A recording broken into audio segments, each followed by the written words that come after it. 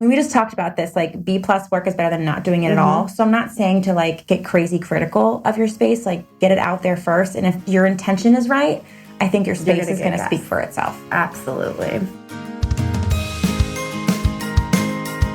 You're listening to the Thanks for Visiting podcast. We believe hosting with heart is at the core of every successful short-term rental. With Annette's background in business operation and Sarah's extensive hospitality management and interior design experience, this dynamic duo has welcomed more than 2,000 guests from 25 countries, earning them over $500,000 and garnering them over 650 five-star reviews. Now they're ready to share creative ways for your listing to stand out, to serve your guests, and be profitable. Each episode will have knowledgeable guests who bring value to the short-term rental industry, or Annette and Sarah will share stories about their own experiences so you can implement actionable improvements to your own rentals. Whether you're experienced, new, or nervous to start your own short-term rental, we promise you'll feel right at home. Here are your hosts, Annette and Sarah. Hey, I'm Sarah. And I'm Annette. And we are Thanks for Visiting. And today we're going to come back to like the beginning, right? Like, let's say you thought about Airbnb, but you have no idea what's entailed. That's what we're going to talk about today. The first investments. Yes, the first investments. Which include what in it? So, time. It's going to take some time to get your place set up, unless you're not like me and you live in like a pristine place that's like show ready and guest ready. Money. And then really just thinking about how much heart you want to put into it and what type of, I'm going to say emotional investment. How much you're going to care about the listing that you're putting on Airbnb or any short-term rental site. So those are the three things. And probably I said them out of order. You probably should think about how much heart you want to put into it right at the beginning, because it's going to decide how much time and money you're going to invest and once you've made that decision. And then also the type of space. So like, I'm going to say this, and I might, I feel like when you're listening to someone sharing content, you listen to them because you like what they have to say, or you don't like what they have to say, but you're interested to see what they have to say. And one thing I'm very passionate about is that the thing that makes Airbnb so cool is the heart that each host puts into their space, right?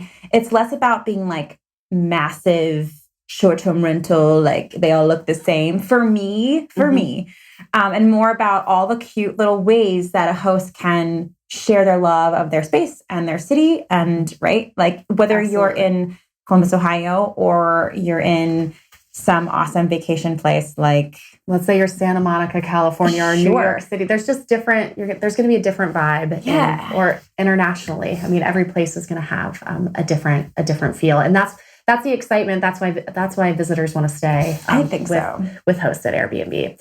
So let's start talking about a little bit when we say the time and the money that's investment that's going to be involved. So Sarah and I are just going to give you what happens with us when we decide, like our properties that we put up, when we decided we were going to list them on Airbnb, the amount of time that it really takes to make that decision and actually get it listed and then get your first guest staying.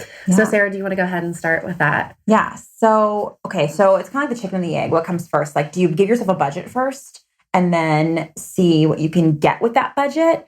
Or do you have an idea in your head, like, I want to do a space here in New York City that is all about pizza. Like maybe you're doing a themed place. Like, so it just depends like where you're coming from, I think. I think a lot of you are going to be thinking budget first, right? Like, okay, I've got, realistically, if you're doing like a 1-bedroom, I'm in Columbus, Ohio, I probably wouldn't feel comfortable investing anything less than $3,000 to start, right? If I'm shopping at IKEA, thrift stores, I'm hiring a photographer because I don't know where this episode is going to land in the podcast, but photography is non-negotiable.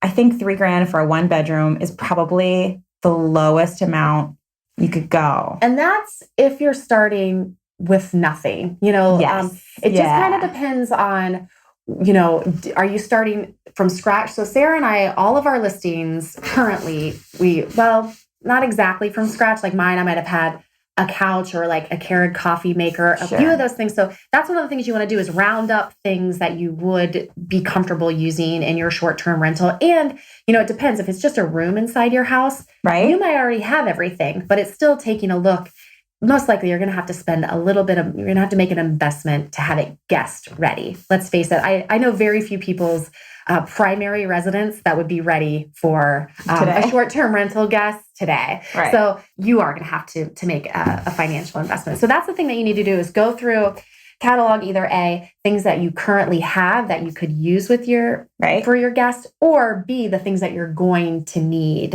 for your guest to stay. So go back when you're doing your budget, Sarah, like with your time and money, is that something that you set out in the very beginning? Like, hey, I'm going to spend this. Were you strict on that? Like, I know I had a set amount because I have a partner, and it was like, that was my budget. Right. I could not go over. So I know I do. I purchased quite a few things from IKEA. So I was lucky enough I could go on and make my shopping cart essentially online and see where my numbers were at. Do you stay really strict with your budget every single time? Or I try to, because as like any business, the more you invest, if there's not going to be a return on that investment, either by way of higher price point or by awesome reviews, then it's then a waste of money. Now, it might take you some time, or hopefully with the help of what we can share on what's worth it and what's not.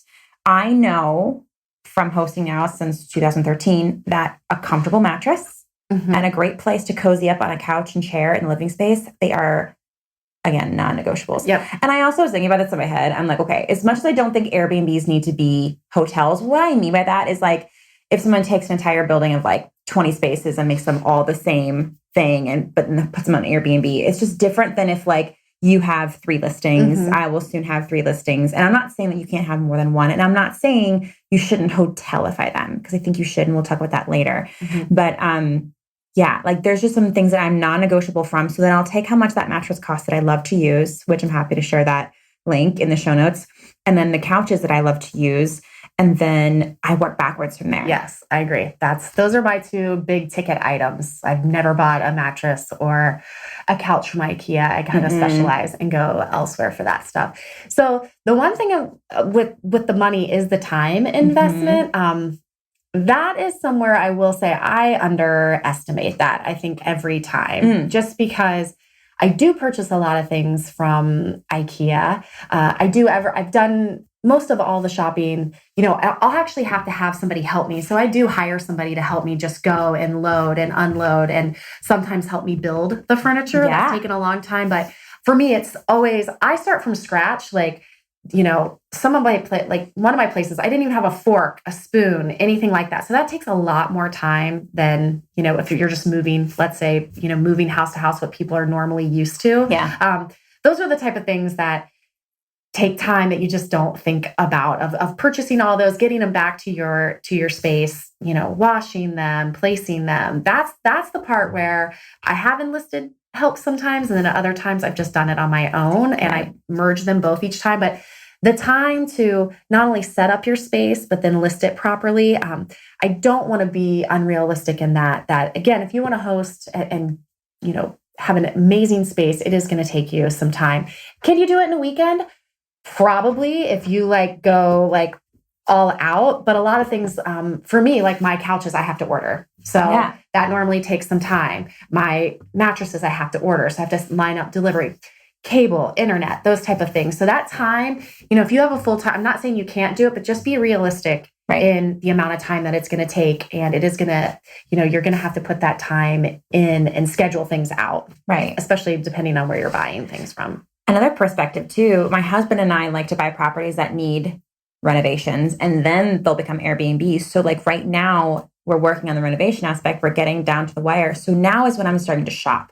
I have a floor plan, nothing fancy, sketched it out. I know how big my living room is. I know how big my bedroom is. So I can buy the right size rugs. I can buy all the stuff, start storing it so that once it's done and ready, okay, I put everything in there. And again, this is like it'll be my 5th technical Airbnb personal. So I already kind of have a system down, which we're hoping we can just share these things with you so you can save on some time and maybe even some money so you don't make mistakes or do things that we're like, don't do that, it's not worth it type thing. For example, I've found that in Columbus, Ohio, I invested in a sleeper sofa. It cost me like an extra $500. And I was like, well, I could charge an extra $15 per guest over 2 people because I have a 1-bedroom apartment.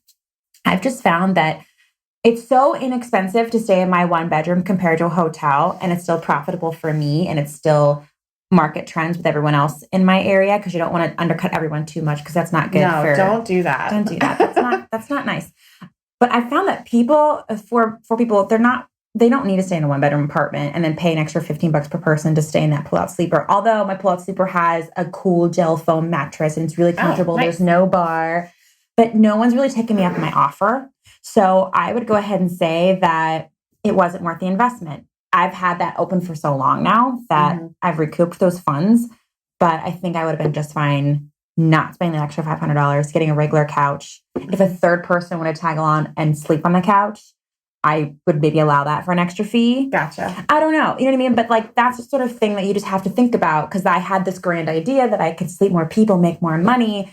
That might be the case in certain areas, but for my 1 bedrooms. Just as you're talking, I'm thinking like, if I was probably like, I know I've stayed on like, let's say an island or something like that, and I'll be like the third wheel of friends. Like it has made sense. So it's just one of those things of taking your location. Like if you're in a pricier, let's say your Airbnb is in a pricier area where you can charge more and good for you, then that's something like that might make sense. But again, it's really, and maybe in the beginning, you just start with something lower and then upgrade. I know I've done that. That's true. I've done that on a couple of my properties of like, I'm at the top of my budget. Once I start making some money back, then I can splurge on a couple of other things and see if it makes sense. Right. So, and my spaces, I could technically have more people, like if I wanted to get an air mattress or something like that, but I've just been holding off because I'm doing well without it. So I like the less amount of people that are in my space. I feel like it gives them a better experience, and it gives me a better experience as a host, not jamming a ton of people in the space. Right. So with time and money, I think you need to start on what's most important to you first. Do you have this grand idea about how you want to decorate the space or like what's going to make your space unique? Or do you have budgetary restrictions for now until you start making money? So then you have to work backwards within. All I'm saying is to be realistic with that starting budget. Because if you just slap old sheets and old ratty towels in your space, people are going to know that because these days, short-term rentals are super competitive. I think people are noticing, like I'm a super host. You see 5 stars, but I see 4.9 because people have left me 4 stars in these little areas. Like I've gotten dinged for the fact that they didn't know what brand my shampoo was because I put my shampoo in a pump bottle. Really? They wanted to know what brand it was. That's interesting. And I was getting ready to switch, and now I'm second thinking that. I got dinged. Now, out of how many guests, like in my entire experience, did they? But I mean, it's something to consider. And all I'm saying is, if people are dinging me for that, they would be so mad if my towels weren't fluffy and clean and comfy, and if my sheets weren't bright white and clean and new. That's what you know what I mean? So, yeah, there's just expectations that people expect these days. Yeah, and I mean, and honestly, like, why do it if you're not going to give a great experience? Right. Because the better reviews you get, the more guests you're going to get, which you're going to see that in your bottom line. Yeah. So it might be a slower, ramp up. It's like I just had my best month ever, and I've been doing this for over 2 years. And I know that's just people seeing the amount of my reviews out there and me getting better with my pricing. But I had my best, and I was like, wow, like it's taken me 2 years to get to that. I mean, actually, I'm in shock of what my month was, but still, like, it's going to take some time, just like anything else, and make it worth it. And honestly, it'll make your life easier if everything that you put in your space is up to par. You're going to spend more money trying to fix things or rig things or try to make things look nice. It's so funny because I was just going to say, would you stay there? But so when I first moved to Columbus, we somehow met this real estate investor guy, and he had Airbnbs, and he walked in, he wanted to know my opinion on them because he was having problems booking them or getting good reviews. Okay. And I walked in and I was like, well, your couch looks like it's from like 1970 and not in the cute, like mid-century modern way. And his towels were like, I didn't know where they were. He was like, oh yeah, you have to go in this closet behind a closed door, and it wasn't near the bathroom. And he's like, I just don't get it. Cause like, I wouldn't care. I'd stay here. And I'm like, okay. So you're not thinking about your ideal client. You're not thinking, it's like, again, this is, although it's Airbnb and it's with heart and it's personal, it's also very much a business, I think, because people they're paying for a service, right? Yeah, you're earning money for people to stay with you. So Right. there is an exchange, there is a transaction being made, and there are expectations. Right. And so you have to be ready for that. So if you're a person who like your home maybe isn't your castle, or it's not a castle that everyone else walks in and is truly impressed with, maybe for that person, you get the advice of a friend who is kind of home obsessed, or you know what I mean? Like just absolutely get more opinions other than your own, because you'll be opening up your home to people who maybe don't think or expect what you expect. And just do market research in your area. You'll be able to see what your other hosts in your area, what their places look like. You'll be able to tell right away if you're up to par with that. So you can be the guest on the iPhone or on the computer, knowing like, oh, do I want to stay there? Just kind of, you're going to have to look yourself in the mirror and go, do I stack up against the competition? Right. And don't get help. Absolutely. Anything else? No, I mean, I would really sit down, make a plan, think about how you want to curate your space, how much money you want to spend, and how much of, all the investments of the time, the money, emotional, how far you want to take this. It's not normally for someone like, oh, the Super Bowl's in town. I can rent my place for 2 nights. I mean, you could probably do that, but those are the decisions you have to make. Do I want it to be a business, or is it maybe like I'll try to make a little, and if it is the little couple extra bucks, all I'm saying to you then is like, great, I love that for you. Go buy a new pack of sheets. Go buy some new towels. I mean, that'll be a drop in the bucket compared to what you can make if you're even taking the time to do this anyway. Because honestly, that's how Airbnb got started. There were events in town and he just opened up his couch and people have started there. I mean, we just talked about this, like B+ work is better than not doing it at all. So I'm not saying to like get crazy critical of your space, like get it out there first. And if your intention is right, I think your space is going to speak for itself. Absolutely. Okay. So, thanks for listening. We're going to have many more episodes going over lots more steps in just getting your place listed, then becoming a super host. So stay tuned. Yeah. Thanks, guys. Thanks for listening to the Thanks for Visiting podcast. Head on over to the show notes for this episode at thanksforvisiting.me. If you're looking to take your listing to the next level and show your guests how much you care, be sure to check out our line of thoughtful hosting products. From hosting checklists to custom mugs to toilet paper stickers, we've got you covered. And if you love our show, remember, sharing is caring. Please hit that subscribe button and leave us a review. Awesome reviews help us bring you awesome content. Thanks for tuning in, and we look forward to hanging out with you next week. Thanks for visiting.